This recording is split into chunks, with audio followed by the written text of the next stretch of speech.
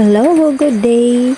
Mauli ni ako ang ginabuhat pag wala ko'y trabaho. So, since day off na ko karon, so mauli akong ginahimo, gabuhat ko aning mga clips sa hair sa mga bata o sa mga feelings sa bata.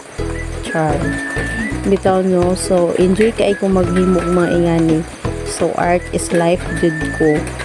So, since hilig kay ko mag-art, I am very creative person. So, pwede naman gud ako magbayin sila ni. Pero galisod-lisod lang gud ko sa akong kinabuhi. Wala lang, gusto lang gud pud nako nga maghimo ko.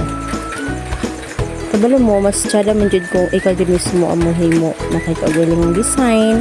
And of course, naapod kay kahibalo og kanang imo bitang mga imagination ang imong jud kung ma-apply. So, kung unsa ang nasi mo na mahimo jud nimo. So, wala lang, malingaw lang jud ko aning trabaho sa perting ko tiha. O, diba? Nagkalat na nga akong palibot.